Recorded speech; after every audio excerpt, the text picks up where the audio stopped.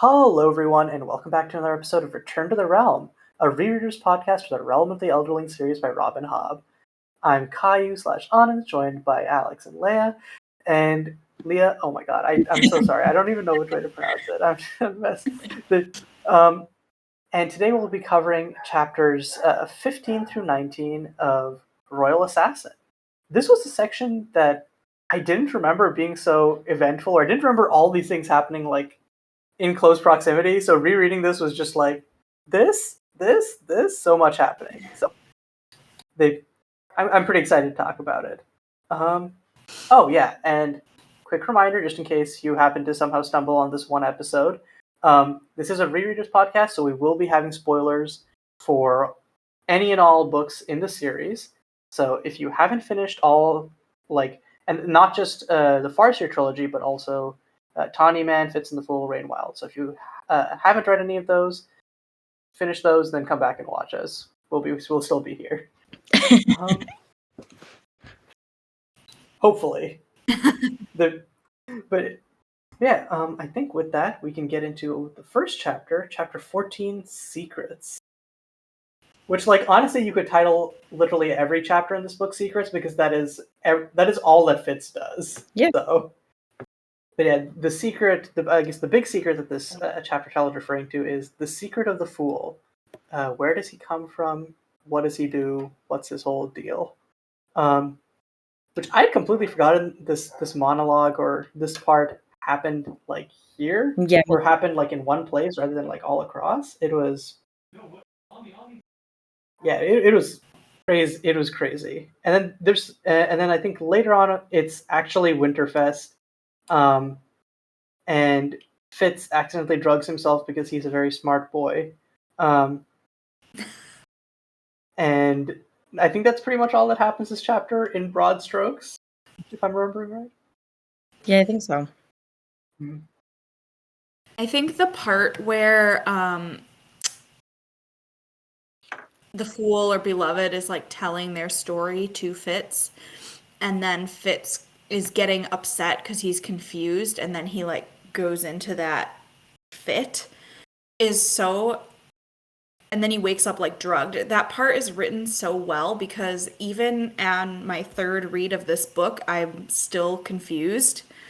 I kind of forgot that he got drugged from Shrewd's room, and I was like, wait, is he having a seizure because he's upset, or did he get poisoned? Did I miss where he got poisoned? Did I it's so confusing because Fitz is so confused that I don't know. I just think she writes those moments like that so well, where you're as confused as the reader as Fitz is.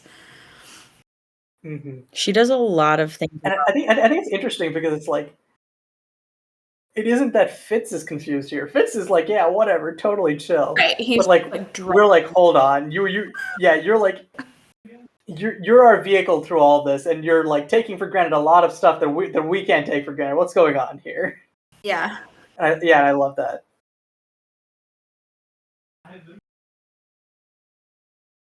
It's also very funny, when Fitz doesn't like the way Regal smells, and he covers his mouth and nose and walks away from him.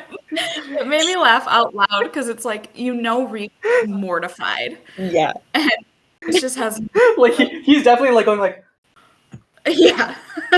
Fitz has no chill. He's just blatantly oh. You smell like shit. Damn, this bitch stinks. So funny. Mm-hmm. And I also, since we're talking about the section as well, two things that I love about it are Lacey and Patience immediately understanding what's going on. They they just, yeah. It takes them 2 sentences to go okay, something's wrong. He needs an emetic. We need to get him out of here. Yeah, I feel the impression that Fitz has of Patience at first, and that the reader is given of Patience as this kind of all over the place person, is it's both kind of, it's true in how that's how she chooses to interact with the world, but that doesn't mean she's stupid, and that she's super perceptive and gets shit done. We see that later on in the section where she's where she's yeah, why haven't you been pining after Molly? huh, yeah, and like this herb, I've heard it's a great contraceptive. And it's just like, she puts together all this stuff, and Fitz just assumes that people in his life will just like not see them because it would be more convenient if like everyone in his life was as He's stupid like, as he I'm is. so secretive. Nobody knows what I'm doing. I'm keeping all my multiple lives separate. You liar. Everyone knows everything. Yeah. Like, Yeah, like there's a part where he's like patting himself on the back, like, man, I juggled all this shit so well. I guess it was just because I was young, and it's just like, I'm so good. no. Oh yeah, and the other thing I like from that section is just like Fitz being like, yeah, Night Eyes told me that I'd eaten a fishbone, but like I feel fine. I really feel, and just like blatantly.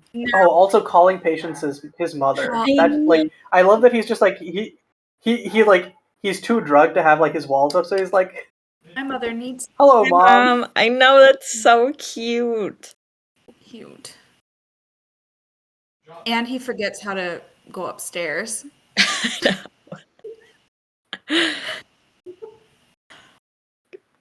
He's so funny like that. That was something. Wait, speaking of going upstairs, is like Shade's chamber like underneath Fitz's room or above it? I think we talked about this last episode. Above. Yeah, I always picture it as like the stairs going up. Yeah. Because I read the stairs going up, and that just shattered my worldview completely. Because I think I've just been like assuming. Because I was like, it's a dark room, a dark hidden room. Obviously, the direction is down. No, but it's like nice and homey, and it's got like rugs. It's cozy. It's not creepy most of the time. See, I just assumed I assumed the reason it could be so spacious is because it was just like built into the foundations, and like no one would like miss the space. But like, yeah, Wasn't it talked about in the last book that Buckkeep Castle was originally made out of wood, and then they kind of just built on top of that. So I'm not sure that they could have even built like Shade's room down below, because it would have been into kind of the other wooden, probably most definitely not structurally sound castle. mm-hmm. Yeah. I feel like at this point, like it's just the actual like cliffside that's holding the castle up, and not any like feat of engineering. Yeah, probably. It's just built in a good spot. They just got really lucky. That's it. Mm-hmm. It's funny how obsessed with like hidey holes they are, because Keep Castle is all these like hidden tunnels and secret rooms and spy holes, and then Withy Woods has the thing.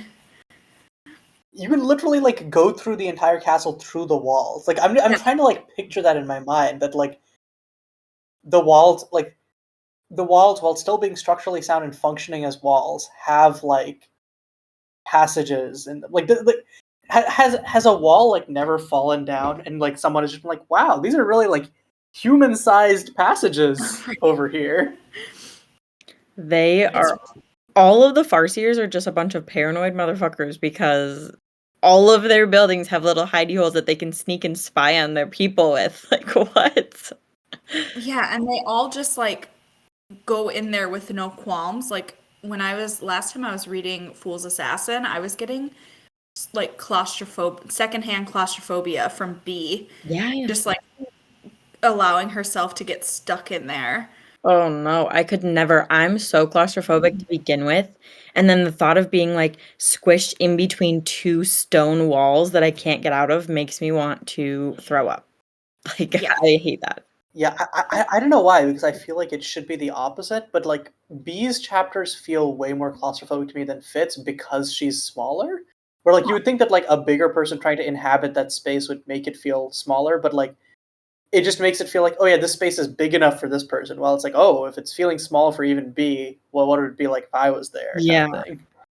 I think for me, I have the same perception. Like, I'm more scared or more like anxious about it when it's B, but I think it's because in my brain, Fitz is more capable. Like, because he's an adult. He seems so like young, especially in that portion of it. Like, she's young and she's like exploring, and she's kind of nervous and alienated and whatever. That I'm like, don't get trapped. You can't, like, you don't know how to survive. And Whereas then how would she even yell for Fitz? Like, right, she doesn't use her voice very much, so exactly. she's just gonna be stuck there forever until somebody comes and finds her, like comes looking for her. Mm-hmm. And like, how will they know to look for her there? Right. Nobody would. It would only be Fitz. And he probably wouldn't even think to look Mhm. for her there. He'd think to like look for her outside.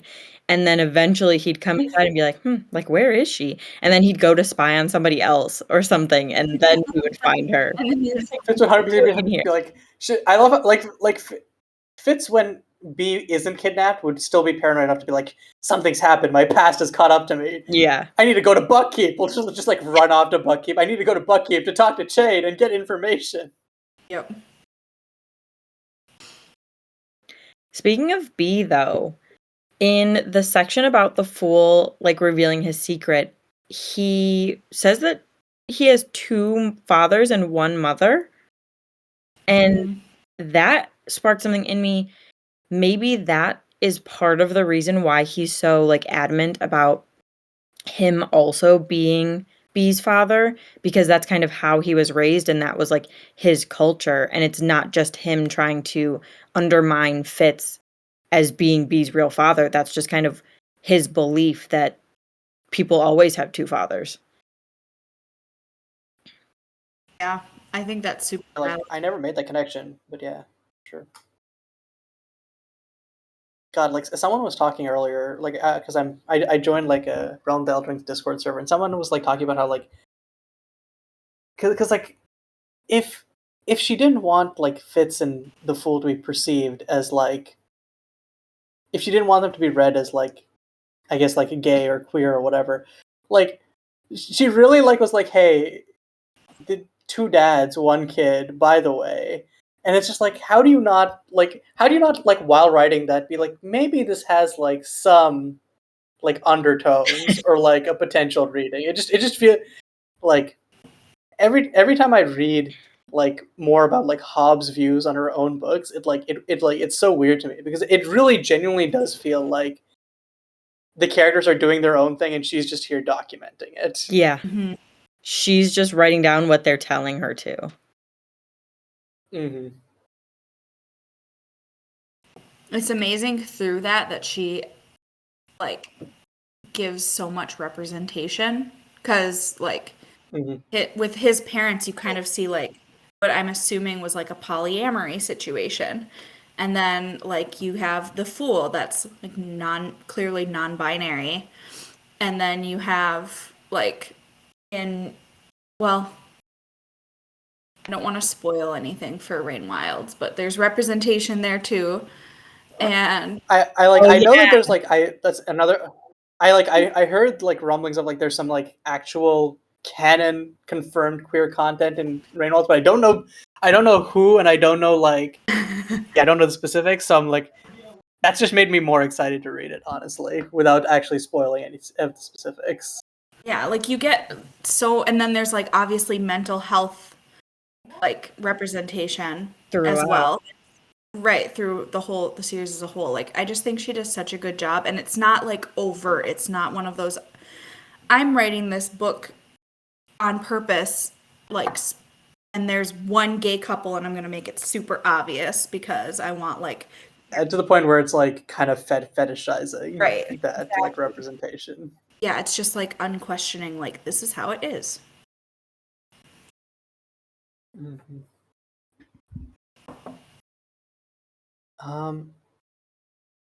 I guess hopping back to the start of the chapter with like the fool's rant thing. I feel like the start of, or maybe not the start, but like I think the first like mention of a running theme of like, you do understand what I said, you simply do not accept it, which like I think is sometimes true, where it's like Fitz kind of knows what's going on but doesn't want to like believe it. But there's other times where he just has no fucking clue, and the fool is just giving him way too much credit, and it's like it's annoying because on one hand, if Fitz just like put less effort into being confused and more effort into trying to understand, stuff would be better. But also, if the fool didn't take for granted that Fitz just secretly understood what he meant, or just like if the fool just like pushed a little harder, it feels like stuff would get resolved a lot easier. But also the Fool does, for some important stuff, the Fool does like try to hammer it into Fitz's head, and Fitz just doesn't get it. So, your mileage may vary. Yeah, I think like the Fool is right in a lot of instances, but I also think they are they're overestimating Fitz. Because sometimes even as a reader, I'm like, I wouldn't know what that meant, or the first time I read it, I didn't know what it meant, and the Fool is just like, you understand, you just don't want to. It's like, No, we maybe don't. We just don't know. now. I still don't know what an elderling is, so.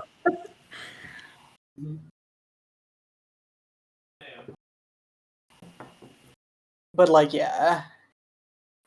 Oh yeah, I also love that like this is a detail I didn't catch like on my like past two reads, is that apparently the Fool is like, yeah, your name, the Farseer line, you got that name as like kind of like a message from the future type thing, where it's like the future speaking to the past. And I'm like, what? Huh? Is this concept of the future speaking to the past revisited somewhere else? Because like that sounds super interesting, and it's just like out of nowhere, and I'm like, huh? Or it's not out of nowhere, because there's obviously like lots of themes of like fate and like cyclicality and stuff. And I was just like, huh? And like, but honestly, as we go further on into this section, and with how stupid Verity and Fitz are like self-admittedly being, and how blind they are, it almost feels like ironic. Like, yeah, the Farseers, those guys, yeah, they totally saw things coming. They were on top of stuff. Like, it feels like an ironic name to me. There was one line that I just picked out. Fitz said, "Perhaps Verity and I were the ones who were short-sighted," and I'm like, no shit. You're the only ones who don't see what's going on. For Farseers, you're very short-sighted. Yeah, literally, like, the Fool ships around their prophecies to every Farseer, and then finally it's like, okay, gotta go to Ketrican. Honorary royal family member, but like, she's got more sense than any of these people. Maybe she can actually help me. Mm. And like within like 2 weeks of the Fool being like, hey, what about these Elderling things? She like, the day that she mentions it, she gets shit done, and like the expedition actually happens. But that's later on in the section. Yeah.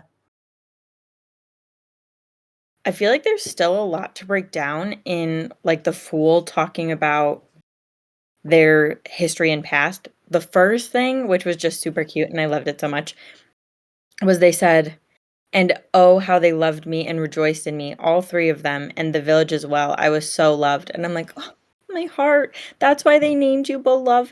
It makes my heart so happy. But then it's also sad because like they leave as basically a child to come to the Six Duchies, which you're kind of looked at as a freak sometimes, and people don't really want to hang out with you. Like, that's so sad. Or even to. And like how difficult the journey up must have been. Just like, was it alone? you've got no friends and confidant. I think it was alone, right? Because they escaped, because they went to Claris and then they escaped from Claris, right? And then they were kind of like on the lam. At least that's how I remember it. I'm not sure if that's how it was. I think that's how it was. Like they convinced their parents to take them to Claris because that's what they thought they should do, like as a white prophet. Mm-hmm. And then Claris treated them pretty well for a while, and then the pale woman they were like, but what if you got tattoos? Yeah, yep. And then he like realized, I need to get away from here. So they left, and then kind of bartered their long journey to the Six Duchies alone.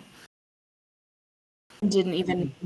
Thinking about the tattoos again makes me like, because we were talking about how loved he was in the village, and then there's kind of like the inversion or the perversion of that in Claris, where like he was talking about how like the worst part of getting the tattoos was how much like they did it lovingly, or they did it because they believed it was what was best or what was correct, and so the kind of like harm being caused by someone who had previously cared so much for him, and like also like didn't have any malice is probably like really like fucked them up as someone who'd only experienced love for that proportion of their life, or like had only experienced like the kind of malice indirectly through like their prophesizing, etc., etc. The Fool is really brave. Mm-hmm. Like, The really brave. I think the Fool is if I got these like prophecies, it was like, go to this other place, I'd just be like, but I like my house. I would just with my family. My parents love me and they're nice to me. Mhm. They sacrifice so much for the vision of the world. And for a future that they didn't even think that they would get to see. Yeah. Yeah, and I think that like it's really interesting to see like what that future is like meant to be, because it's just like they mention part of it in this where it's like a future where everyone's life matters and is part of the cycle. They mention later on like that the point of life or like is just like, yeah, just people living, people doing their normal thing. Like, and it's kind of like this very like beautiful vision, which is like you would not expect from a series that is like so focused on a monarchy. And also just like in fantasy, there's usually like, here are the chosen few who are like important, and like there is some of that inevitably in the series, but like I think that the Fool kind of provides this like set of perspective to get people to stop thinking about themselves so much and think about the bigger picture, and I really love that. And I feel like we see the Fool's future kind of come into play as the trilogies, well, as the whole series and all the books come out, because we see more people impacting the future and becoming this bigger part of the future. Because it's just kind of the Farseers and Fitz especially. And then in live ships, it's all of them. They all have a role to play and they all kind of bring about this change. And then it just keeps growing and spiraling even throughout the rest of the series. And then I think we see it come to its like fullest thing in the Fitz and the Fool, with all of the people from Rainwilds, all of the people from live ships, Fitz and all of his family, and the Six Duchies in general, like everyone coming together. It's so satisfying when all the webs intersect. Like when you see Fitz talking to Paragon, or all of that. Yeah, because you know them all so intimately, but separately. And then once they all come together, you're like, my friends, everybody miss each other. It's like the friends you talk to each other about. So like they know of each other, but they don't know each other. And then like when you have this party and everyone gets to meet, you're like so happy that everyone's coming together. It's so nice. It's also like in Fitz and the Fool when they end up in Kelsingra and you see all these characters from like Rainwilds that you got to know really well, but however many years in the future, it's almost like getting a bonus epilogue of like what happened, like who ended up together and what happened to these people, and like I don't know, it's just so fun. Fortunately, like I don't remember any of the. I just remember like, oh yeah, so this is Rainwald fuck number 1 and Rainwald fuck number 2. I don't know any of these people. They're named. I don't remember any. So like, which like, thank you past me for like having like a goldfish memory, because now I can be unspoiled as to where everybody ended up. Now you don't know anybody's futures. Yep. Mm-hmm. Speaking of futures, can you believe that Clarice is so like almost blatantly referenced in this book? I was shocked. I just didn't expect it to come about in the second book of the entire series, something that plays the biggest role, and like it seems like only a role in the last trilogy. Like, because we don't know about it very much. And then the Fool is already dropping hints like perhaps there is a place where the future is written down not by one person, but by many of the hints and visions and premonitions and foreseeings of the entire race. And you're like, I was shocked. Yeah, it's like sorry. on what like. Oh, sorry. I would just like. I would expect like I remember there's like some reference to it in passing or whatever, but like the level of like detail is like what? And obviously like she could have like expanded or written out from these details, but like it definitely feels like it was already there. Like I think sometimes, especially with a series this big, the assumption is like, oh, it was popular, so the writer kept writing it, or like, oh, they are adding on to the story later. And like even as an author myself, like when I went to write a sequel, I was just like, what can I make up as a bonus? Like there wasn't anything planned in the beginning. I think a lot of authors do that, but like it really feels like she had this whole thing mapped out from this early on with like the little clues that you get to the world. Like this book is so just Six Duchies, but you're getting these hints about all these other places in this universe that like get touched on later accurately. Like there's not many plot holes in terms of like culture outside of that one that we saw last book where they are talking about the outsiders as if they're patriarchal when they're matriarchal, but that could just be the Six Duchies' perception of their culture too. Yeah. It might not. It could also just be like, one thing I didn't think of was like maybe like at that time when like the red ships were starting to like crop up, maybe they just like went to where Keeble Robred was and was like, oh, that guy. Okay, cool. Yeah. He's really gaining a lot of power, huh? Mm-hmm.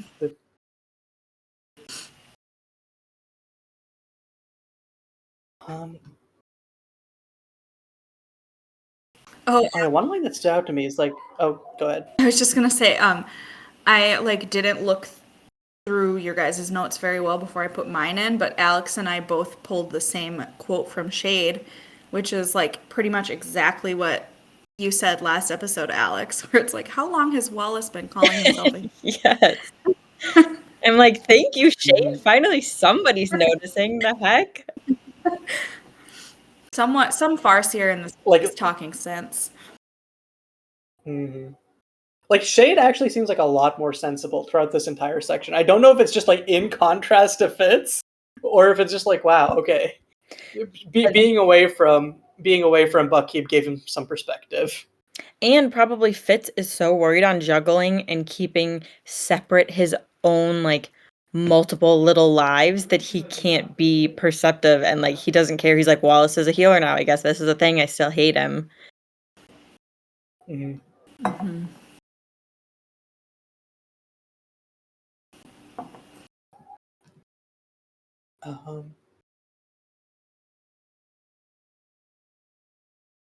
I still have a couple more things about the Fool.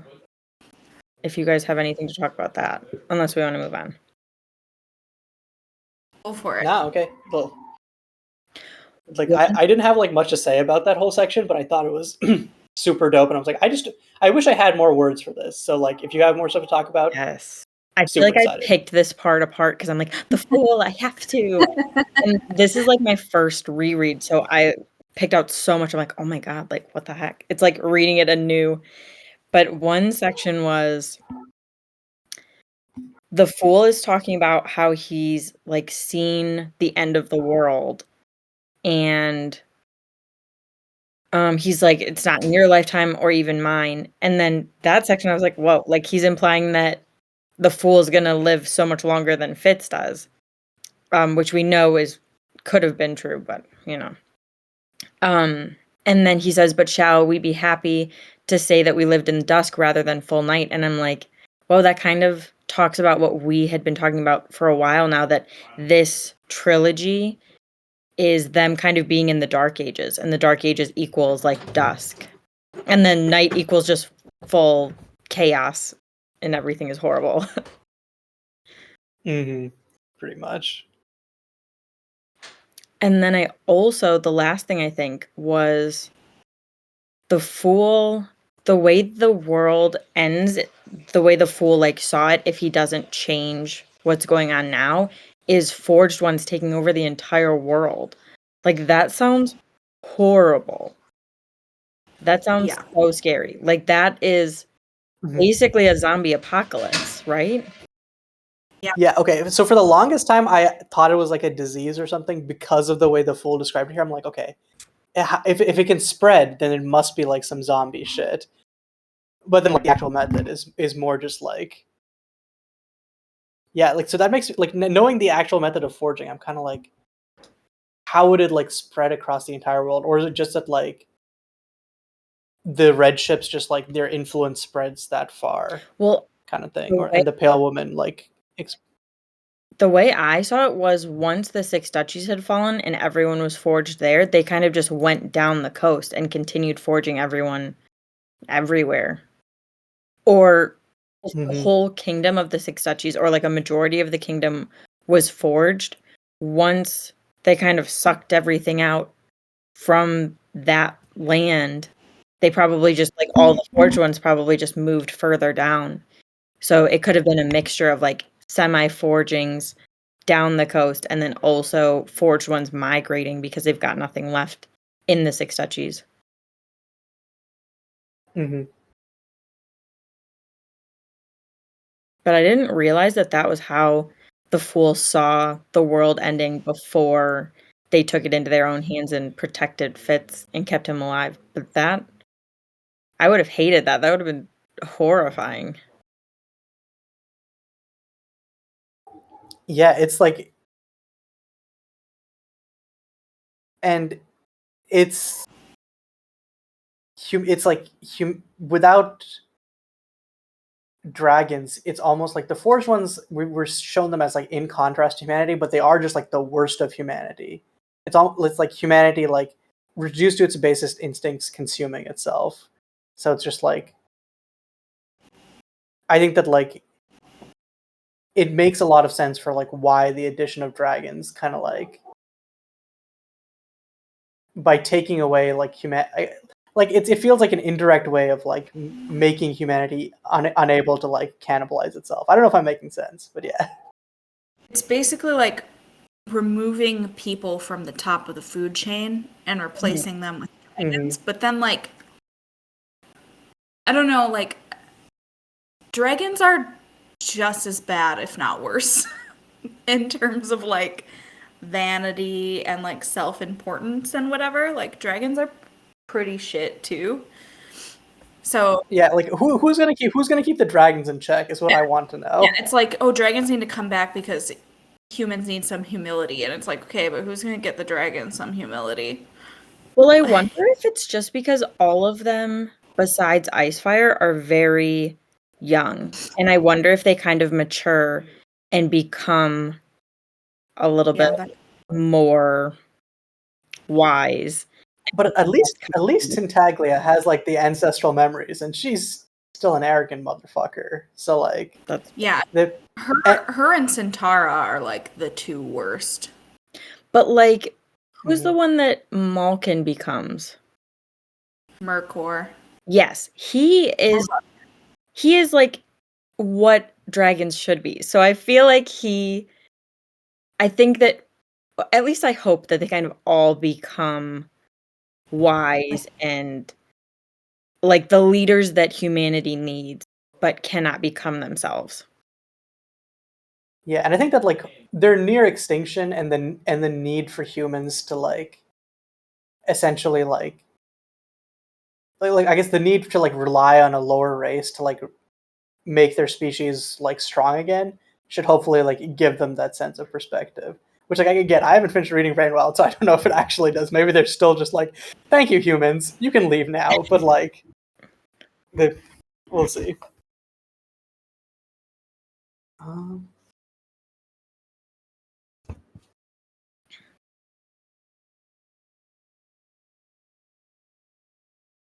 yeah, like I love the section ago. Oh, sorry, go ahead. Oh, I was just gonna say something really random, so you go ahead. Okay. I love the section where it's like Fitz is like, not all men are destined for greatness. Are you sure, Fitz? Are you sure? What good is a life lived as if it made no difference at all to the great life of the world? A sadder thing I cannot imagine. Why should not a mother say to herself, if I raise this child all right, if I love and care for her, she shall live a life that brings joy to those around her, and thus I have changed the world. Why should not the farmer that plants a seed say to his neighbor, "This seed I plant today will feed someone, and that is how I change the world today"? This is philosophy, fool. I have never had time to study such things. No, Fitz, this is life. And it's just like the. I wish that this philosophy was reflected more outside the speech, but it's like it. This is a quote that I don't know how I missed it the first time through, but like I'll definitely be remembering it in like future rereads or whatever. Yeah, I actually wrote it down because I loved it so much. And I'm like, I think that we all need a reminder of this in our own lives as well, that everything that we do can affect someone else on such a personal and individual level. And it's kind of a reminder to live that way and know that what you do affects other people. I changed the world this year by like participating in this podcast. Say that's my good deed for the year. You changed the world by starting this podcast. Yep. Fair, but like I just made a Reddit post and then we made it happen together. So Go us. Woohoo! I'm gonna pat myself on the back like Fitz. we're just LARPing the character.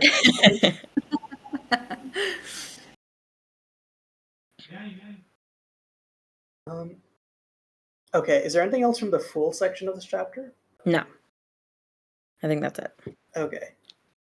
Going back to like the Fitz is super drugged part of the chapter, there's a part where Fitz is like looking at Verity and Ketrican. It's like, I looked and they were both made of hungers, like containers made of emptiness. I felt so sad I'd never be able to fill either of them, for they were both so terribly empty. And it's like, it feels really interesting to me to like describe Verity this way, because like by the end of Assassin's Quest, he is like so full of experiences and like that he is the one who fills the dragons, who are like the great emptiness and hunger in and of themselves. So it like it feels like such a strange descriptor to have like so late into, I guess, Verity's like lifespan. And also like in light of what is going to happen to him in the future. I thought the opposite, because there's so many descriptions that Fitz has of Verity like kind of wasting away from the skill, or like becoming like a husk of himself because of his skill hunger. So I was more like intrigued by that description in terms of Ketrican, because I was like, what is she like empty of? She has so much like love and sense of purpose, and you know. I saw it differently than either of you. I saw yes, I saw Verity's like skill hunger and stuff, but I saw it as Verity was once so full of life, and then the skill kind of took that away from him, and that's why he's so empty. Because he had this life and he had this vitality in this body, and then becoming the king in waiting, and having to protect the realm kind of on his own is what really emptied him. And then for Ketrican, yes, she is kind of loved and everything, but I saw it as she doesn't have like the attention and the relationship that she desires or wants so strongly with her husband. She doesn't have that, so she's kind of like empty, and she's hungry for the love that Verity can't give her because he's so focused on something else. Yeah, literally and not metaphorically, they are stuck on their own towers. Yeah. Like, That's so interesting that we all interpreted it in a different way. Yeah. Mm-hmm.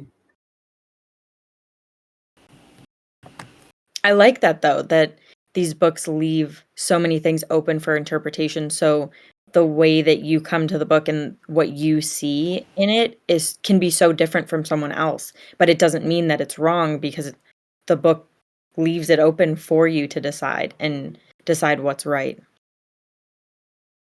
Mm-hmm. And like, we're presented so many facets of these characters where it's like, yeah, you could apply to this aspect, and especially looking at hindsight, where we're like, yeah, this thing like It's 100 pages along the line. Yeah. I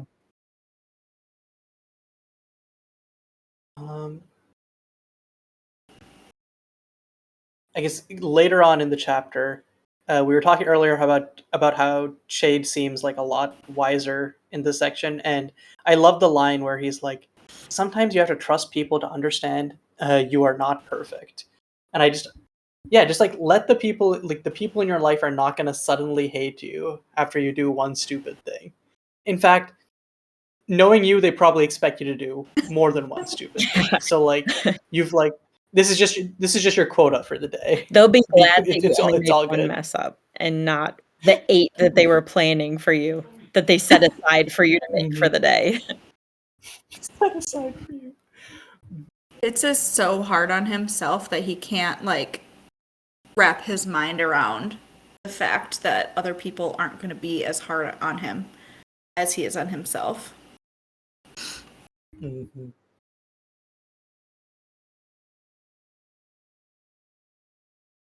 Another thing that Shade said kind of struck me too.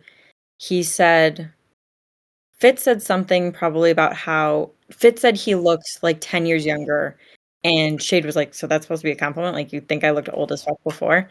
But he says the more one forces one's body to do, the more it can do. And that applies to both Shade and Fitz at the beginning of this book. Like, he couldn't do much before because he kind of just accepted that he was going to be this, like, half crippled man for the rest of his life. And then once he started pushing his body to do more of the things that he needed it to do, then it kind of stepped up to the plate and was like, okay, we can do this now. Like, what's next? Yeah, and not even like at the start of the book. Like again, like even though we're clowning on Fitz for like being like, yeah, I can do everything. Like he kind of like he gets drugged. He has no sleep throughout the night, and then he immediately goes for like axe practice, and he's really pushing himself. And then at the end of the chapter, where it's well, technically it's not because he pushed himself. It's like the opposite. It's like he like by pushing his body, he like his mind relaxes and he gets into like that really skill receptive state. But then he like essentially like skill melds with Verity and has like that crazy moment where he just like beats Burrich 3 times in a row. So yeah, like I really like I feel like that quote also applies to like how Fitz is working right now. Yeah, definitely. But that's not us saying that Fitz can just go off and be sleep deprived and continue to live the way he's living, because it's not sustainable, Fitz. Mm-hmm. The Return to the Realm does not endorse pulling multiple all-nighters 10 out of 10 and destroying your so. sleep schedule. Mm-hmm.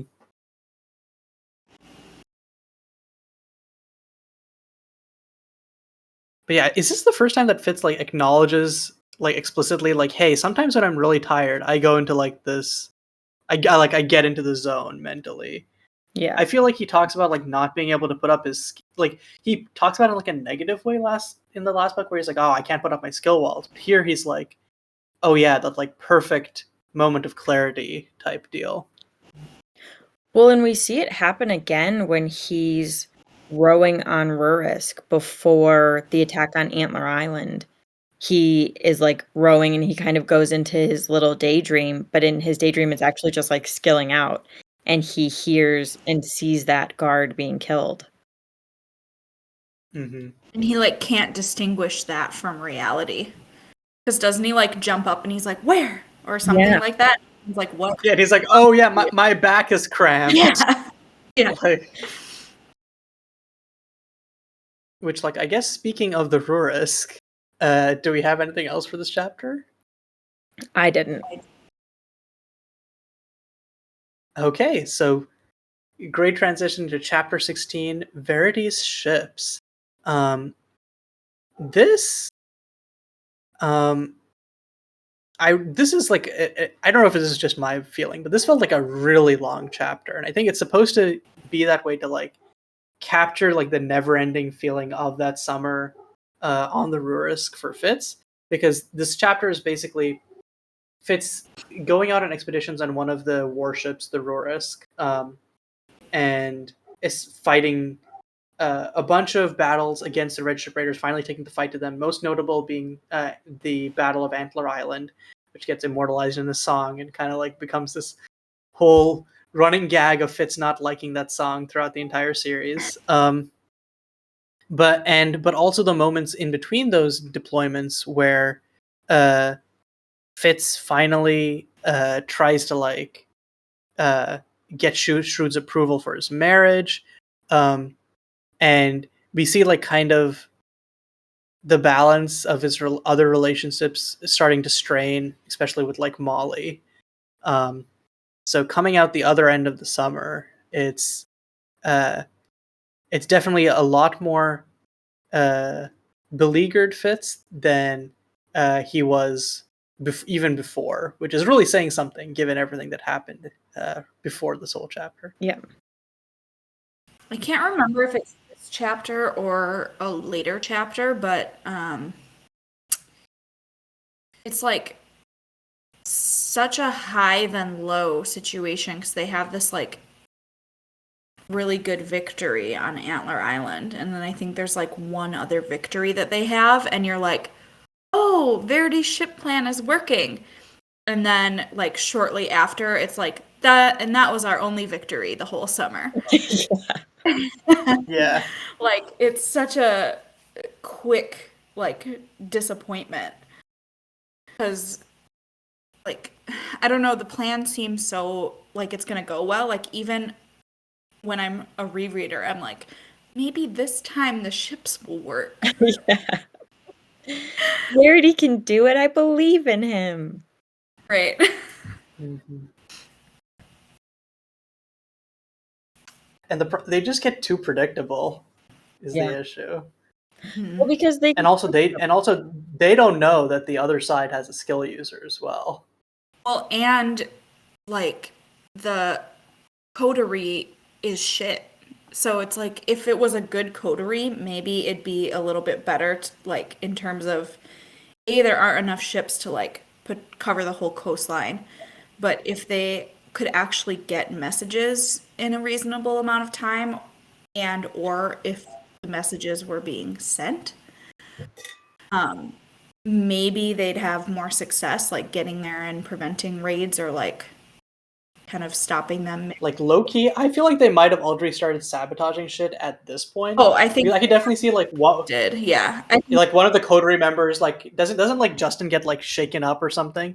I bet like after that he was like, fuck that, I'm not getting in any more battles. Every time I get sent a message, I will be like, I do not hear it. I think it's a combination of sabotage and ineptitude. Like, because Verity says that he's trying to skill a message to Justin, but Justin's focusing so hard on like skilling to Carrot that he can't get through, which I think is probably valid. Like Justin just isn't that good. But then also, what was he saying to Carrot? Like I think it's a combo, treachery and stupidity. Yeah, I think the coterie right off the bat was more loyal to Regal than they were to anybody else besides like Galen. And once Galen's gone, they're like, Regal's our guy. I don't remember if this is said explicitly or if this is just a theory, but is it possible that Galen's like skill burned loyalty to Regal into that coterie? Maybe. I'm not sure. I hadn't thought about that because I just kind of figured if they were so like undyingly loyal to Galen at first, just because of the way that his like abuse and his training was, it kind of made them loyal, then whoever Galen looked on favorably would be kind of their next go-to to listen to and kind of just obey. I don't remember if it was Galen that did it. I remember there being something like that, like near the end of Assassin's Quest. I feel like Regal like did something through Will to the other coterie members. When we read through Assassin's Quest, like we'll see it. But yeah.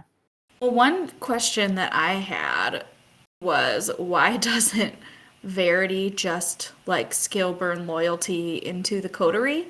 Like maybe it's not ethical, but like who cares? I think Regal's not like ethical. I think it's one of those things where Verity I mean, never want to do that because I think he like is more of a soldier than a king, so he wants to earn the loyalty of his people, and that's like I think he was it's in his doing name. it. Like, he's too honest to do it. Yeah, Right. True. I wish he would, though. he definitely should, but Honestly, Fitz could. I wish I honestly, like, again, Fitz and Shade just be like Fitz being like prevented from doing anything meaningful by Shade, and then Shade also not doing anything meaningful is just like so annoying. Like, not just in the matters of skill, but I'm just like talking about like against Regal or to like mitigate anything that Regal does. Well, we know Because later on in the section, like the moment Verity is gone, Regal's like, okay, time to seize power, like day 0. I'm the And it's king like, now. He puts his own little crown on. He's like, I'm the ruler. Come to me. There's no queen. Who? There's no king. My dad? No, he's gone. God, I'm just imagining like at the age of 7, Regal went to a Burger King once and he got a crown there, and he has like a little like wooden chest in which he keeps the Burger King crown and like crown. gazes at it lovingly. Yeah.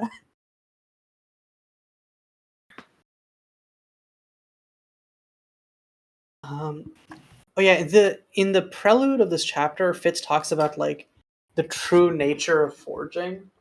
I forget the exact context, but like the fact that none of the raiders were taken alive, and Fitz says that's like a clue to the true nature of forging, and I couldn't quite like get what that meant, even though like I know what the true nature of forging is. So like I'm wondering if either of you like understood it better. Well, I just took it as like even the soldiers were at least partially forged, and that's why they didn't have any issue like taking their own lives just so that they weren't captured. Okay, I could see that. Like the one interpretation I maybe had was that like maybe they'd been told, hey, if you get captured, we'll forge your entire family or something. So like the idea that like the Out Islanders themselves were victims of forging, and they weren't just the perpetrators of it. Yeah, which also all works of with that. the soldiers being half forged. It definitely, I think it could have been a mixture for sure. Because I think that the way that was run, like they were very savage, even to their own people, and that's why some of the Out Islanders like immigrated to the Six Duchies and are trying and actively fighting against the Red Ship Raiders. Mm-hmm.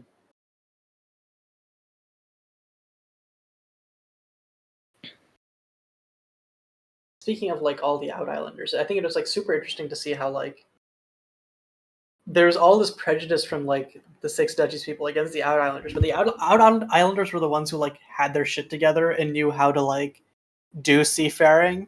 They were like, okay, like you might hate us, but you gotta respect us, pretty much.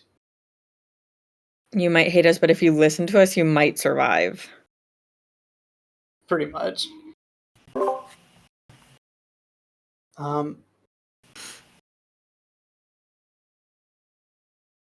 Oh yeah, also all of like the descriptions of like how the boats were like made was so descriptive. Like yeah, there was like a give to the woods that like it would bend with like with like the ocean's waves, but it wasn't like too rigid. They talked about how like yeah, there was like a small layer of like caulk so that it would like work. Like I don't know anything about woodworking or like shipbuilding, but like it felt like there's like a genuine attention to detail there, which I appreciated. Yeah, it was and like very detailed. Yeah, so no, I was thinking after we do our candle making stream, we should do a boat making stream to finish off the trilogy. I like that. I think we have to. Yeah. We're gonna make a feast for ourselves. We're gonna make candles so that we can see what we're eating. And then we're also gonna make a boat that we can eat all of our food on. We will host a little party on our boat that we made with our candles and our food. As long as we're going to make a boat, we might as well just make a live ship. That's what I was thinking. We have to, right? True. Cool. So But don't we need like 3 generations of a single family or something? I feel like we could get that pretty quickly. We can find someone. Is someone willing to donate a family?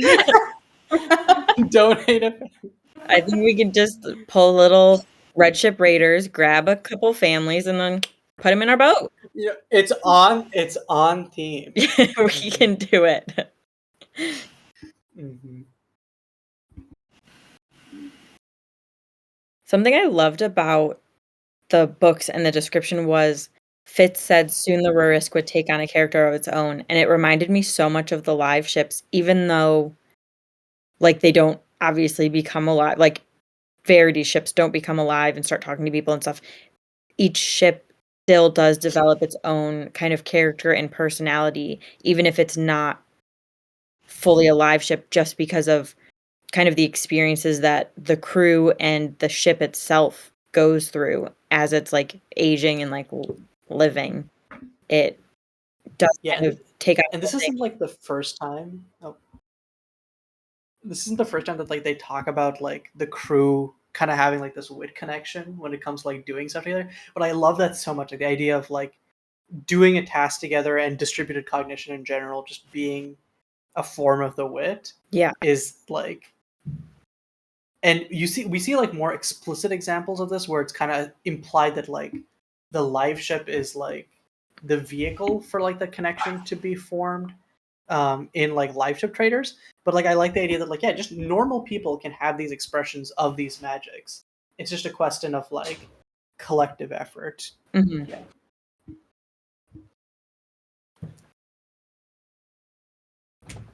And I think the wit is one of those things that even if you don't have kind of the sense of it, because we're all still animals at heart, it can work through us to kind of make you a single part of this bigger whole when like survival is on the line. Mm-hmm. And that's, I think, the biggest thing that sets people apart from the forged ones is the fact that they work together, and that kind of shows, it can be seen through the way that they act as one on the ship versus like all of the ways that the forged ones are only acting in their best interest. Mm-hmm. Like they'll work together, but only insofar as it leads to like success in raiding or whatever. Mm-hmm. As soon as there's like any sort of dissent, like falls apart. Yeah.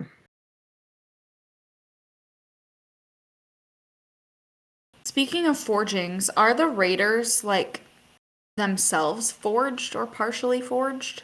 That's what I believed. Got that sense. I thought that they were at least a little bit forged. Mm-hmm. Yeah, that's what we were talking about while you were off for a second. Okay. Yeah, because I was like, I didn't quite get what they meant by like true nature of forging in the prologue, but yeah, I think that like the interpretation of like, yeah, the raiders are partially forged makes a lot of sense.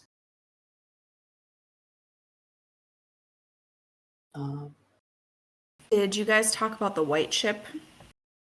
Yeah. Is that in this chapter? Yeah, that's it is. Yeah, this is a long ass chapter. Oh my god, this chapter goes on for frickin' ever. I thought it was the next chapter. We didn't. I had to check that I didn't miss like a chapter transition in the middle. It's a really long chapter. It goes forever.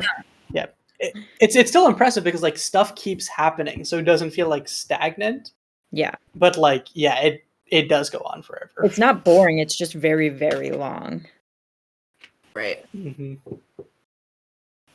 Yeah, basically one of our podcast episodes, TBH. Yes, we can do that. I like, even after rereading and whatever, I still don't fully understand the white ship thing.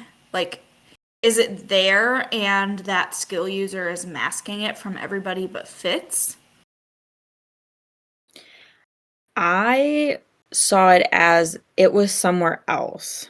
I saw it as it's like where like the pale lady or whatever is, or all of them, and then like the skill user on that ship is like, I think the skill user on that ship is trying to connect with the red ship raider that the red ship that they came close to, like the Burrich came close to. And Fitz must have just tapped into that and saw that, and then the skill user became aware of him and started scaring the shit out of him, and then he repelled. And I think the skill user probably just was like, what the fuck is this? And felt it through the skill and then fell off, and that's what like broke their connection. Well, because the skill user. That makes the. Oh, sorry. Go ahead. I was gonna say like that makes a lot of sense because I was thinking that like the like what Leah said was just like that the skill user was hiding the ship from all of them, and Fitz was just really strong in the skill. But if the ship is far away, it would make sense for like when Fitz breaks the skill connection, why everyone stops being scared, but they don't start seeing the ship. Mm-hmm. So, because I couldn't like reconcile why that would be the case. Yeah, I couldn't either. Like, I know on my first read, I straight up thought it was a ghost ship. I just thought it was ghosts. Yeah, because anything was possible on the first read. We're like, I don't know what's going on in here. Right. And then I was like, oh, maybe I'll understand better. And I was like, no, I still don't understand. Like, I know now it's not ghosts, but it's Cable Rob Red, and like I guess it's the first encounter with the Pale Woman because it's a white ship, and she has to be there to like piggyback off his skill. Like we don't even see her. Mm-hmm. Like it's implied later on in Tawny Man that like, hey, she was on the white ship, but well, that's one of the things. Okay. That's one of the things where like which I fucking hated when I first read the series because I was like, oh cool, this is like a really iconic, important moment. It's gonna get explained, right? And then I got to the end of book 3 and it was just like, yeah, I guess we will never know what became of Cable Rob Red and the pale ship. And I'm like, are you fucking serious? I went through 3 books of this shit, 3 whole books, and you're gonna tell me that he's just depressed and dying with his wolf at the end of this series, which is why I just skipped ahead to Tawny Man because I was like, no, this must be like accidentally a 6-book series that they marketed as 2 trilogies, which I think it secretly is. But yeah. Yeah. But yeah, I feel like it's one of those things where like Hobb like had an idea, like it's another one of those things where like we were talking about with Clarice, where Hobb had kind of an idea where to go, except had less of an idea, mm-hmm. and therefore it ends up just feeling kind of out of place as the series went on. Cable Rob Red is what. Oh yeah, one thing that like. Oh, sorry. Another thing that was just like out of place was like the Out Islanders call like the evil red ship raiders like Chorix, which I don't think I don't remember reading this term like last time, and I don't think it comes back ever again. So it just felt like kind of jarring that it's like, yeah, like it feels like it's important because they use it twice in this chapter and they kind of like call it out, but it just never comes back again. I think it's just their own language. We don't see very much Out Islander language directly. Yeah, but like we do go to like the Out Islands during like Tawny Man, so I like it was one of those things where I'm like, it's not a big deal, but I kind of was like, oh, I feel like they would have just wouldn't they have used this term at least once in Tawny Man? And maybe they did, and I just missed it because it's like a one-off random word. But yeah.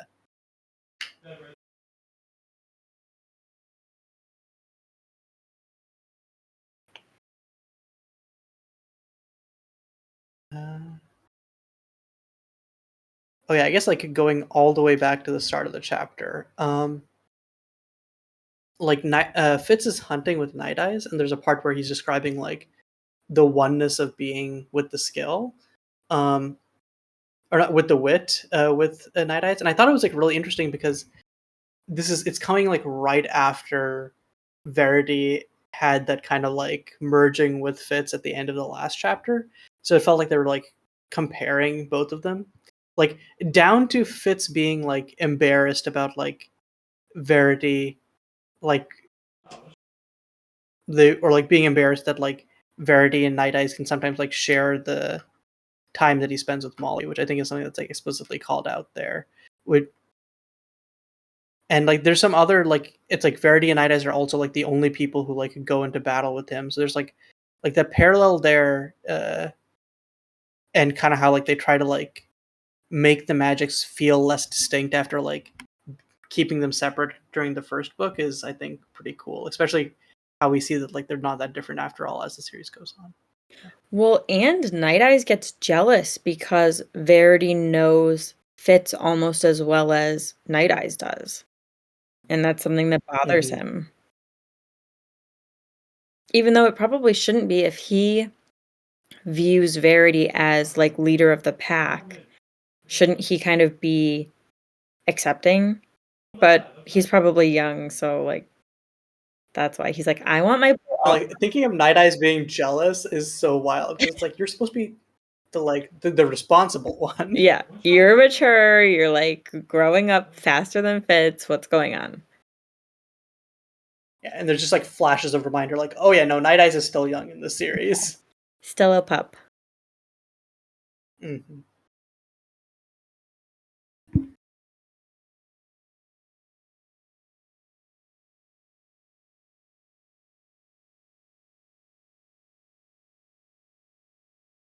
For me, like the one other like big note I had this chapter was the whole like Fitz going to ask Shrewd for Molly's hand in marriage thing. Which like, oh my god, I get so much secondhand embarrassment every time I read this. Like it's just like what do you say as Fitz? Like once the misunderstanding has happened, it's just like and it's like it's not either of them's I guess it's kind of Shrewd's fault for like assuming, but also like it's not either of them's fault. It's just like such a fucked up situation. And I love that like Shrewd like explicitly calls out like chivalry and is like, yeah, like enough chivalry. Like he's obviously like he's losing his train of thought or whatever, but like it made me think of what Lacey said, where it's like, yeah, it's much as your father had been, except your father was more persistent. And it's like I didn't agree. I felt like that was a weird spot for Lacey to say that then, but I feel like that quote applies a lot here, where I feel like it felt like kind of like a thing of like, yeah, your father did get this opportunity, so maybe if you press the issue more, something could happen. But he runs away as soon as at like the first sign of that confrontation. Well, I don't blame him for it. It's like such a fucked up situation. I think that there are a couple layers to Shrewd calling Fitz chivalry. I think kind of the first is obviously like, yeah, he's losing it a little bit. And then he's probably also having flashbacks to when chivalry decided that he was going to marry Patience. And that's kind of the reason he's so hard on Fitz. But I also think that it shows how different they are, like Fitz and chivalry, because chivalry was the king in waiting. And as much as being part of the royal family and like being heir to the throne has its restrictions, it also kind of gave him the freedom to choose who he wants to marry.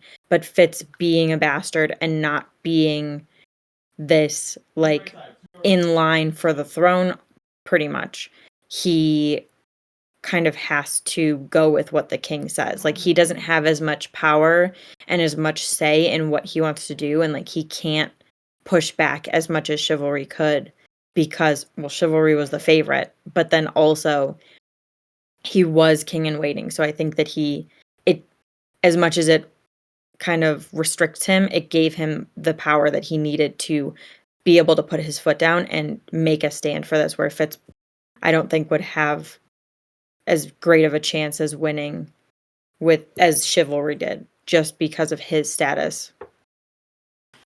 He's also just like, I think it's more of a rule follower, because Yeah. like Nettle gets pretty much told the same thing, but she just marries Riddle secretly anyways. Yeah. She carried in her grandfather's footsteps almost. And I'm sure that Shrewd told Chivalry not to marry Patience, but I can't foresee Shrewd just allowing that. So, like, I'm sure Chivalry just did it anyways. But Fitz Fitz could just go marry Molly in front of the witness stones and whatever, but he doesn't. And I think it's not only that like chivalry was king in waiting. I think that's like a partial factor. But Verity is also king in waiting, and he doesn't get his choice. I think it's just like Shrewd is so obsessed over control, and after he saw like, I think that probably like in his mind, even though it doesn't make sense, he's like, oh, I let chivalry marry patience, and then it turned out that chivalry had a bastard and he got disgraced. And now he's dead. Obviously letting people have freedom means that bad things will happen to them and me. So I should just impose control over everyone around me. And so I think he's probably got like, maybe not trauma, but I probably think he's probably just like jaded because of that experience with chivalry. Well, and chivalry got married during a time of peace, and right now there's this chaos going in the realm. So, of course, that's going to cause Shrewd to more tightly have a grip on his kingdom and the royal family. And of course, he holds on to that control even tighter during this time because that's all he can control right now. So he's trying to control everything that is within his reach to try and make himself feel better about the things that he can't control. That's true, and his response might have been different had Celerity or Celerity or whatever her name is not expressed interest, because he doesn't want to offend Duke Brondy. Mhm. So he's like, well, now that she wants you to court her, we can't just like let you marry someone else because that'll be like an insult, and we need unity of the Six Duchies right now because we're under attack. Yeah. Mm-hmm. And it's one of those things like I remember reading these chapters like the first time I read the book and being like, wow, Shrewd is a dick. And it's like, yeah, Shrewd is a controlling, manipulative dick, but also I think like in this one thing he's right. I think that like there's no way that like their marriage would have worked out.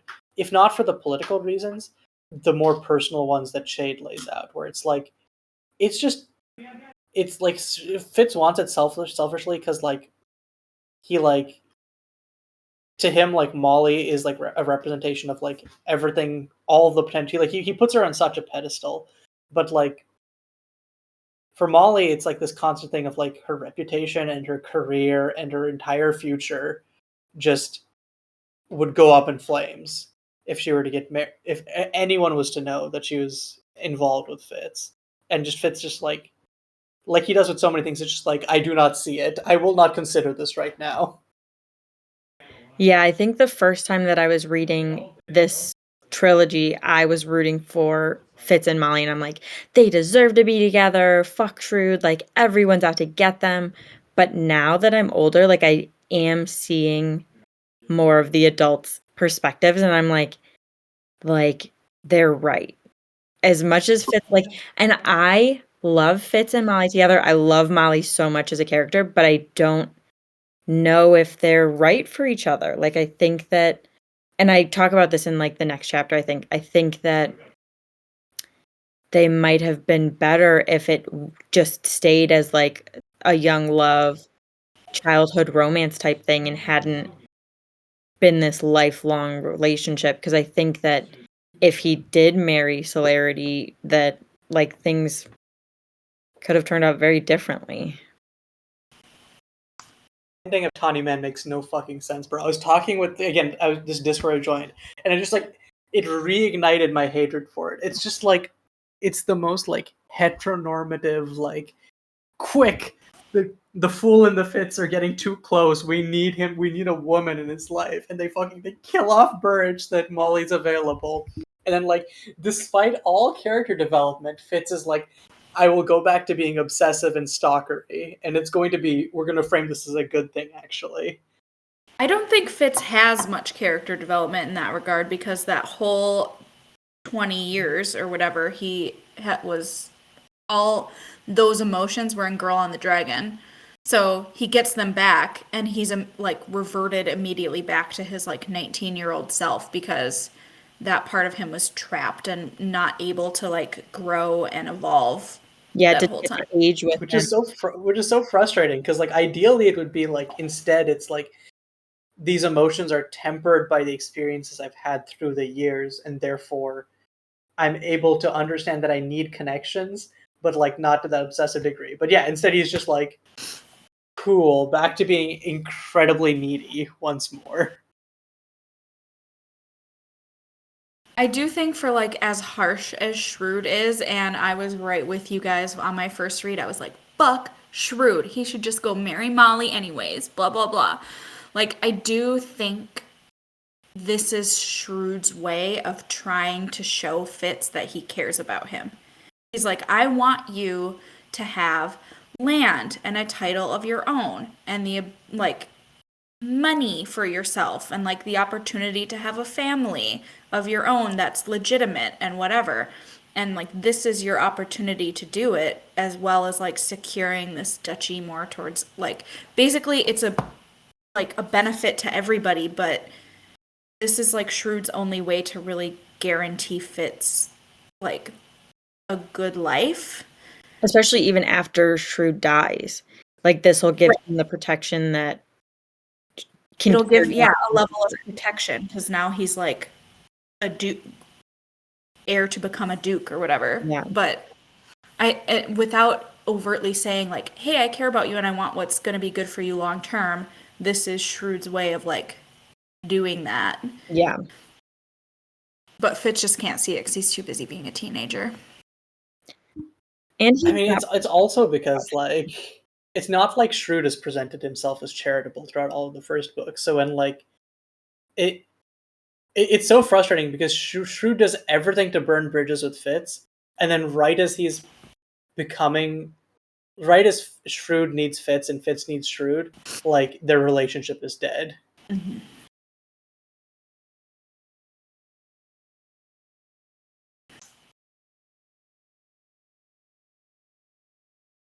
I think that whole discussion we just covered is in the next chapter. Yeah. Because it started out because like the first marriage thing is in this chapter, and then there's like a second one next chapter. Yeah. But like, yeah. We like covered both. Which like that's okay. Does anyone else have stuff to say for this chapter? I have like one more comment, and then I'm good to move to the next chapter. Other than like Burrich telling Fitz he's proud, I don't about Verity's ships. And I don't really even have anything to say about that. It's just like warm and fuzzy. Yeah, Burrich has like so many, like a few quotes in the section which are just like Burrich being 100% supportive of Fitz, and like that shit has me melting. It's so rare. Yeah. Well, yeah. And what would your father say to me? I don't know. I never knew him. Only you. I don't know what he'd say to me, but I know I can say this for him to you. I'm proud of you. It's not the kind of work a man does that he said that says he can be proud or not. It's how he does it. Be proud of yourself. And I love that Burrich can't even like at times I can't even like firsthand give Fitz compliments. He has to be like, this is a roundabout compliment from your dad. I'm giving this to you through your dad. When I say I'm proud of you, I'm saying this as your dad. I'm not saying that Burrich, I'm proud of you. I have to make that clear, okay? We can't have that kind of... I'm channeling chivalry spirit from the beyond, and this is what he's telling me. I know that I'm skill blocked. I know that chivalry did that, but just forget that for a second. I am channeling him.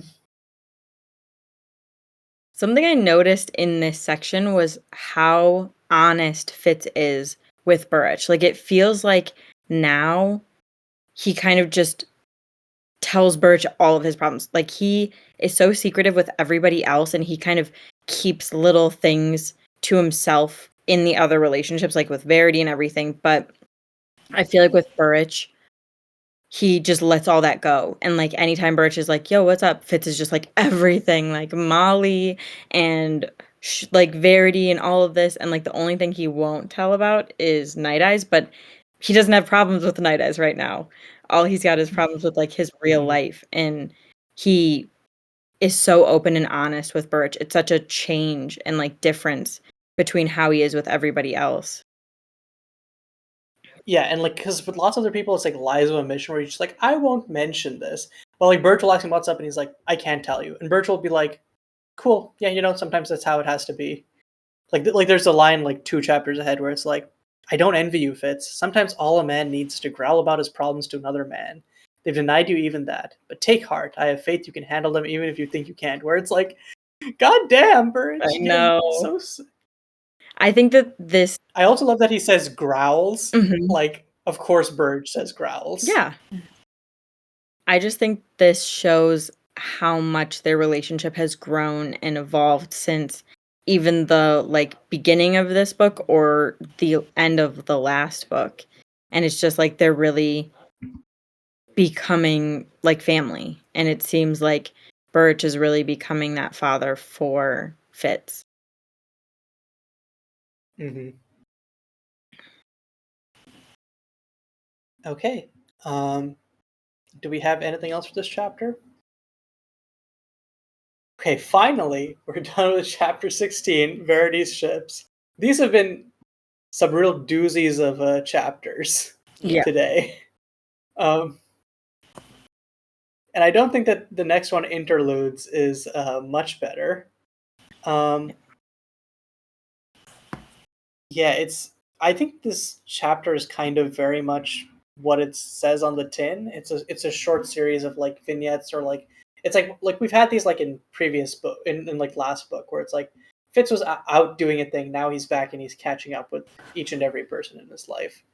And it sort of like lays the groundwork for the next chapter in that regard. So I think we can just like go scene by scene and talk about stuff. Yeah. Um, I think So yeah, we already kind of talked about the shrewd scene at the start, but like the one last detail from that just stood out to me is like at the end they have like this description of like the fool with like his knees bunched up to his chest and like angrily crying, and like that image always sticks with me. I don't know why. Like I forget. There's parts of times where I forget like pieces of Royal Assassin, but like that image is just like so striking to me because I don't think like even later on when like the fool is like terribly angry, we don't see them see them this visibly upset. Mhm. It's like, oh Yeah. I think it also just shows how deeply the fool cares for Shrewd, that he kind of knows that Fitz is kind of gonna abandon his king for a minute. And the fool is so upset that no one seems to be helping Shrewd. oh wait, that actually reminds me of a line from last chapter because that I totally forgot. After the whole like altercation between him and Shrewd over like the marriage thing, there's a section where Verity is saying something and Fitz has doubts, but he says, "It was not up to me to question my king in waiting's decisions." And like it's placed on its own separate line to like emphasize it. And I was like, okay, so why is it emphasized? And I'm like, oh yeah, it's because it's to place in contrast to Fitz definitely questioning Shrewd's decision. Yeah. Mm-hmm. One thing that happens before the little section with Shrewd is the intro section to this chapter, and it's talking about like the skill dragons and all of that. And it's just so interesting to see the skill dragons being described and like named as elderlings after knowing the real elderlings, and like also real dragons for that matter too. Mm-hmm. Yeah, I think it was either earlier this book or the last book where we were talking about, do we think the Six Duchies interpretation of elderlings is elderlings or the stone dragons? And this like kind of clears that up because they're obviously talking about the stone dragons, but then they say this is elderlings, and it's like, you guys are super wrong. Yeah, you don't know what you're talking about at all. Because like sometimes they're depicted as like tall golden people, sometimes they're depicted as dragons. I feel like it's just kind of like lost in translation type thing. Like they have some of the details right, but some of the things they mixed up with the stone dragons. Yeah. Like they kind of almost describe the elderlings as like shapeshifters almost sometimes. Yeah, that's probably how they view it, or like at least how they rationalize seeing the two totally different depictions of them as being these like weird, scaly, giant, scary, golden things, and then also being these like saviors of the Six Duchies and these like dragons. I wonder who first carved a dragon and like put themselves into it or who had the idea. How to do it. Right, because it's not something like we see in Rain Wilds and whatever. It's not something the dragons are like terribly familiar with or mention. Yeah. It's not something the actual Elderlings like trying to like dance around stuff. Like we know Memory Stone is a thing, but like the idea of bringing Memory Stone to life seems unique to this scenario. Yeah. But also, if you guys do need to talk Rainwild stuff, I can just sit for a sec. Okay, should I? No, I think you're good. I think you can. Okay. I know it. I know. Yeah. I'm sorry, guys. I'm working my way through it. But yeah, it feels weird because like they describe it as like this sort of like compulsion for like each and every skill user. But it's like, where does that, if it comes from, like, does it come from like the skill current or like what's going on there? It's like right. So yeah, it's interesting because I guess it's like the implication would be like the first skill user to die of natural causes would have died of natural causes by like going there and carving a dragon, unless there was like some point in history where like something shifted and skill users became like, because there aren't, because like given how, or maybe it's just like the most powerful skill user, so like it only started once people started training in the skill and not passively having it. I don't know. And if it affects the strongest skill users, you'd think that like more of the royal family would be going. I don't know, like that part is always like I just like kind of glossed over it and haven't thought too hard about it because I'm like, yeah, that's just one of those like, it's like one of those like, that is a setting detail. That's just how it is. Well, it seems like King Wisdom actually carved his dragon. And that's the first little snippet that we get from that when Patience is like, well, actually, the Elderlings came to the princess, not the king, because he never came back. Yeah, like he basically was the OG Verity. And it's, I think, a little bit of foreshadowing about Verity, too, because he's not going to come back either. Sad. But true. Man, imagine like how crazy it must have been to be King Wisdom, because it's like here these guys at least have like a blueprint. Like how did King Wisdom know to go? Was it just like was the Jompe Town riddle still a thing back then? Did that happen after King Wisdom's times, or was that like before then? And maybe that's how it was just like folk knowledge that led King Wisdom to go there. It seems like Wisdom probably had more knowledge. Like maybe one of those lost in translation things over the like hundreds of years since Wisdom did that. Like maybe he knew what he had to do somehow. And he had probably a coterie to help him. Yeah. Too. But obviously there were dragons there already because it says that he woke he got the Elderlings to help. Yeah. The insinuations that he woke the stone dragons as well as making his own dragon and like fought off the red ships just like Verity did, but somehow he knew how to do that.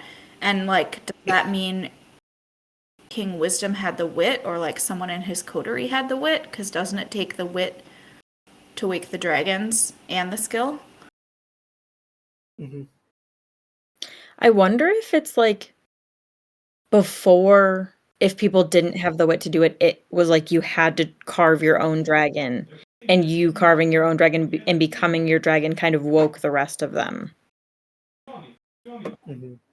Just like you're that moment of like wit sense expansion. Yeah, once you become part of the dragon and become like one small part of this bigger whole of like you joining with all of your other coterie and becoming this dragon, and then joining even bigger than that and like becoming part of this like army of stone elderlings.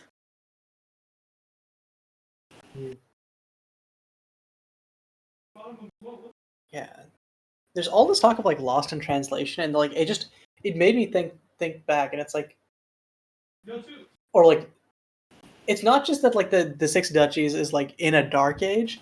It's like a literally like the world of Realm of the Elderlings is like a post-apocalyptic world, which is like it's weird to think about it in that thing, but it's like it's literally like they're trying to like reconstruct knowledge from like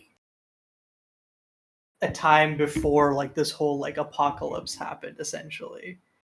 I didn't even think about that. It's such like a wild. It's just so like yeah, because it's just like it's not something you see in fantasy often, and it's not like an aspect of the setting that's like played up. Yeah, But it's something that permeates throughout, and it's like, oh yeah, interesting piece of like genre or like usage there. yeah, definitely.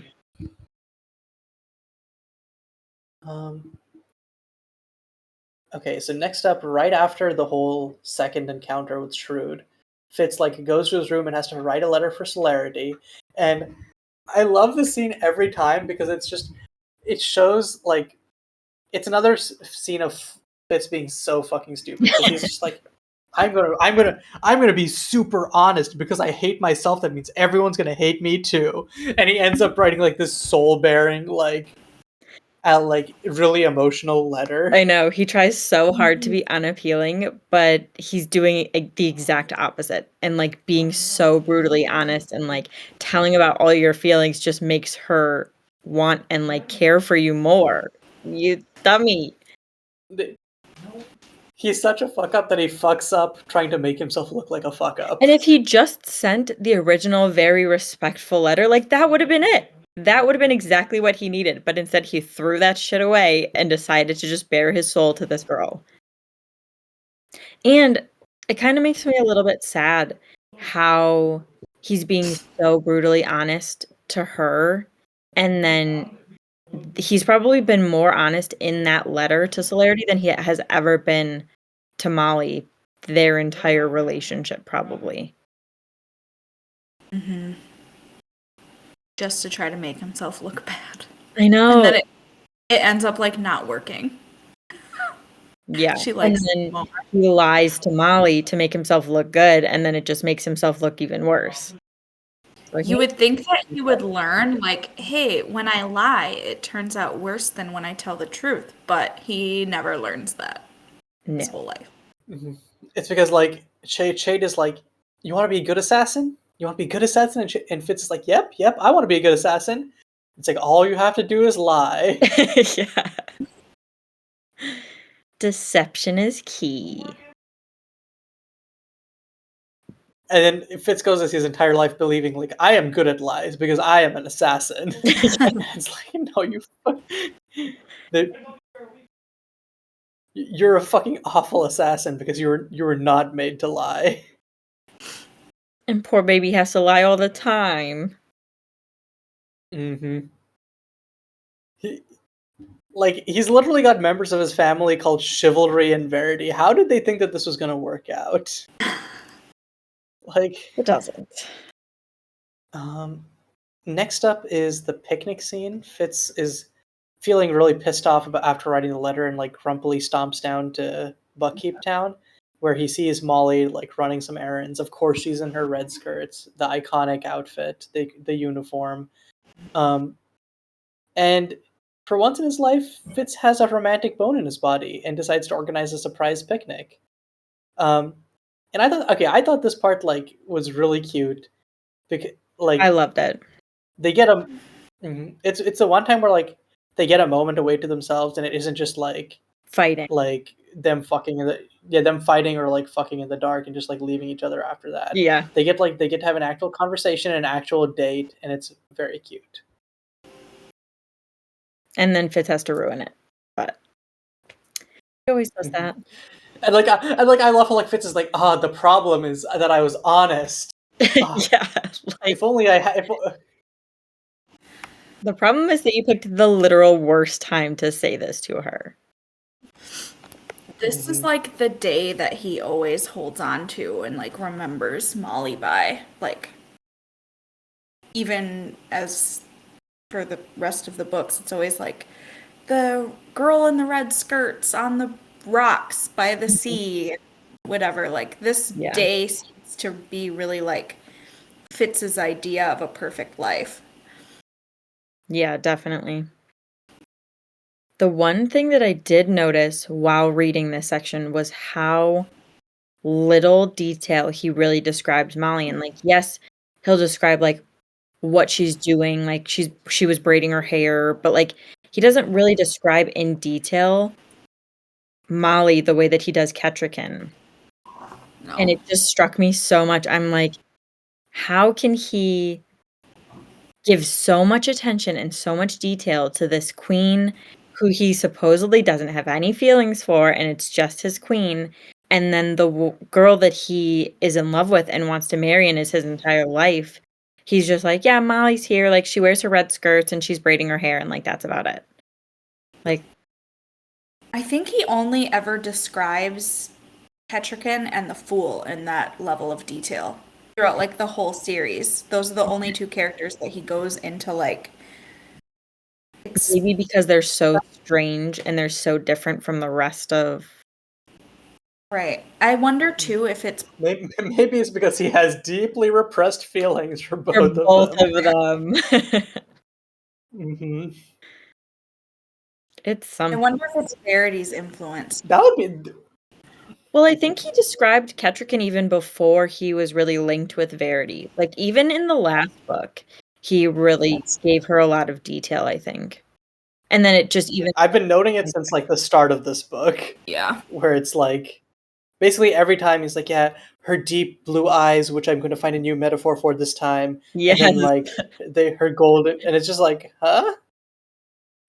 And then she like comes alive when she goes outside and is like her paleness becomes like rosiness against the white of the snow, and we're like, oh, Verity, if you saw her like this, you could not help but love her. And it's like, huh, But Fitz, you're Night seeing Eyes- her like this. Like, what does this mean?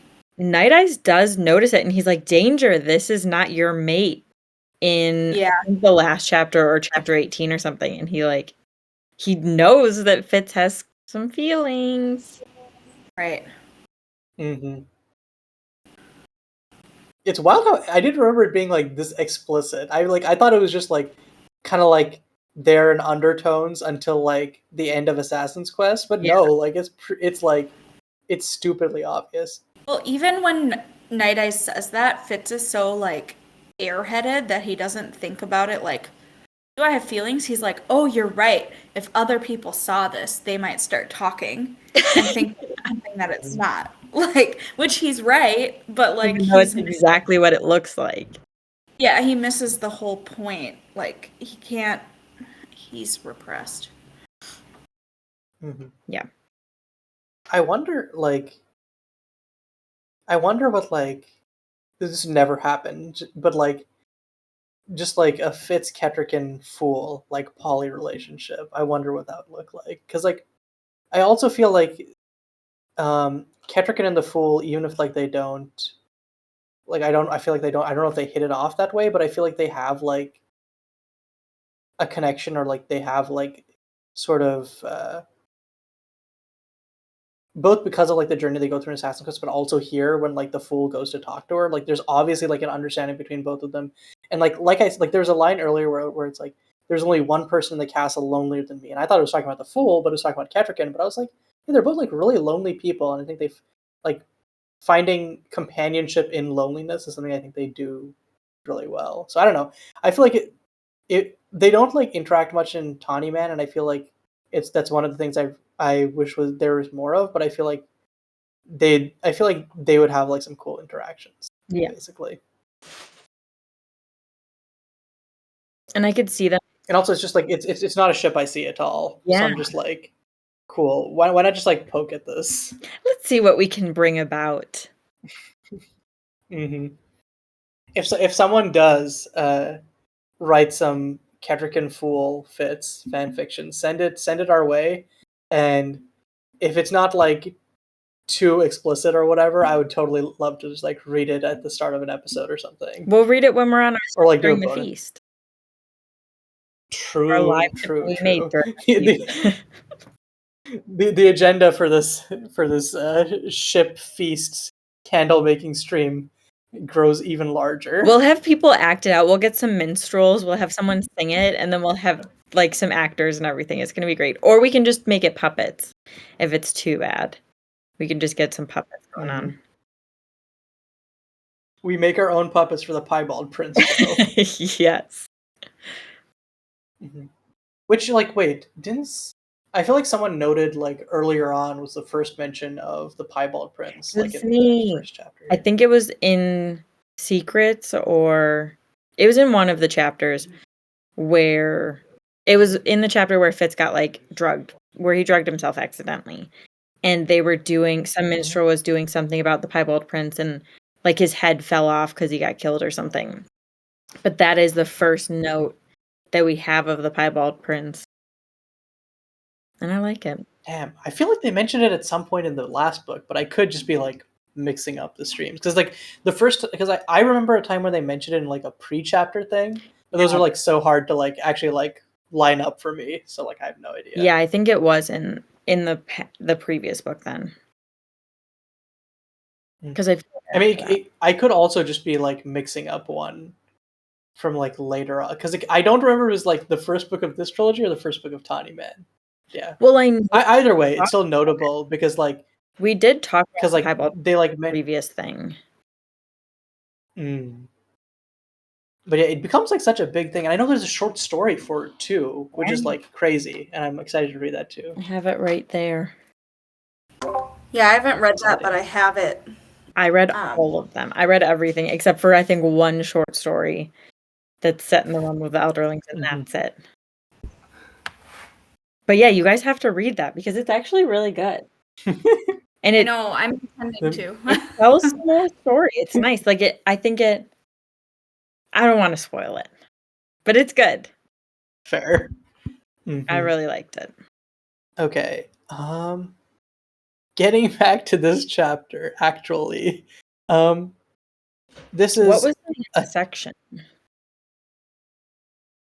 Well, I still had notes in, like, the Molly section. Okay. Because there's the famous Fitz is the best thing to come out of the stable since Burrich line. Which, like, I love how it's a compliment to both of them. And I love how, like, just even earlier on, I was like, Fitz, like, even when he doesn't realize it, is very hot. Because, like, even when he was drugged, like, that milkmaid was flirting with him. And then there's this thing. Like, Fitz is like, I'm so unlovable. Meanwhile, everyone around him is like, damn, that boy hot. Yeah, damn, look at Fitz. I think, like, through Fitz's eyes, we've been seeing Burrich through Fitz's eyes this entire series. So we're like, yeah, Burrich is old and like crippled, and he's, like, angry, and it's like we don't get that perspective of, like, no, he's actually just, like, he's a good-looking guy until, like, we get this from someone else. Just, like, example number, like, 3,675 of, like, Fitz being an unreliable narrator. Oh yeah, I just loved the fact that the women gossip and talk so much that they, like, know that Burrich has, like, a tiny little scar on, like, his stomach or something, and then Fitz is like, oh my god, you guys talk way too much. Like, what do you say about me? I love that he's such a jealous little shit that he's like, what do you say about Regal? Yeah, and you know he wants to ask about himself, but he wouldn't. I feel like this chapter is, like, chock full of foreshadowing, and, like, all the comments about Molly, like, saying, like, how hot Burrich is really hits different after Assassin's Quest. Yeah. And in, like, that same scene, there's, like, Molly, they would have to kill me to keep me from you. And it's like, oh, bet? They do. They do. I feel like something I just thought of is I feel like Burrich is kind of maturing and growing even now in this. Like, I don't remember the last time, like, I think the last time that we saw him drunk was, like, when Vixen died. Like, I don't think that he is big on drinking and, like, brooding all the time anymore. He's just accepted his life, and, like, what he said to Fitz, that some of the things that you think you'll never be able to live with sometimes just become like part of your everyday life, like having a game leg. And like I think that's where he finally like accepts that this is his life and just kind of moves on and stops drinking his nights away. I think he still drinks because he's got it as a habit, but he doesn't like drink as like a emotional balm. Yeah, it's not a coping mechanism so badly, at least right now. But I'm sure he brings that shit back when Fitz dies. Oh yeah. Oh yeah. Lots of like, what is it, like blackberry brandy or whatever? Something like that. Yeah. Oh wait, no, that's the stuff that Fitz liked to drink and Burrich didn't like. I don't remember what Burrich's drink of choice was. Speaking of brandy, though, I love tea, and I got this tea from it's Adagio, ADAGIO.com, and they have like fandom teas, and they're fandom teas for Fitz. And I got one that's called apricot brandy, and I have yet to drink it, but I'm Holy so excited to try it. It smells so good. You have Yeah, to you have let to us record it. Yeah. And they come like the sample ones come in little tins like this, and they're beautiful. Wait, So that's so cool. I didn't even know that there was like merch like that for like this niche fandom. Yeah, I me know. neither. I've got what else? Yeah, I've can got we get Molly. a sponsorship at Adagio.com? I know, right? And Oh, and it has like a honeycomb on it. That's so cool. I also have Patience, my frickin' fave. And the Fool, of course, because how could I miss him? Oh man. Right. But Yeah, yeah, Adagio.com says send me and Leah free samples of all of this so that we can all drink it together and say really nice stuff about it. but yeah, all of these teas taste so good. And I was like looking on there, so I ordered I have Lacey right now, Amber, and apricot brandy. And then it was how like many do they have? They have all of them. They have Fitz, Nettle, Night Eyes, Burrich, Lord Golden, Amber the Fool, Lacey Patience, B. And I think they have like Paragon and stuff. Like they have a ton. And then I was looking and scrolling through to see like what teas I wanted. And it said something like join the fandom. And I'm like, oh, like what is this? And I clicked on it and it gives you a quiz about Realm of the Elderlings. Like there were a couple of questions about Fitz, and then there was like finish this quote, and you had to answer all the questions in the quiz to like join the fandom. And I did it, and I was like, oh my god, this is amazing. It was probably the best thing ever. I'm jealous. Yeah, this is crazy. Really cool. Yeah, this is insane. Yeah, so just everybody knows, like, if you love tea, you definitely have to check them out because it's the best. And the tea is delicious. It's all loose leaf tea, but if you've got like a strainer or something, that's what I always use. And then you can whenever Fitz is drinking his apricot brandy, we can try it out and you can have some nice warm brandy tea. Full immersion. Yeah. You have to send the link. Also, sorry, my groceries got delivered and I have to put them in the fridge. I'll also put the link in the description and stuff too, if I remember. Somebody's got to remind me. Sure. I think it's also, I was just noting, I think we're actually right up on 2 hours. We usually don't even go this long, but these have been some long chapters. Yeah. Still have 2 left. We should probably put a pause. Yeah, I think we can pause here and just say that this was like, it was all chapter 16's fault. I definitely still have stuff I want to say for chapter 17, so we can just say like, next episode we'll continue with the next half of chapter 17 onwards. Yeah, this will be a little 2-parter episode. But yeah. Okay, so thanks everyone for watching. Like we just mentioned, we're going to be wrapping up a little early in the chapter schedule, but definitely not early in the time. So if you stuck through this entire thing, thanks so much. So next week we'll be coming through with the next half of chapter 17, and we're going to be trying to finish through chapter 21. But if the chapters are as long as this one, no guarantees. Yeah, we're not making any promises. Yeah, until next time. See ya. Bye. Bye.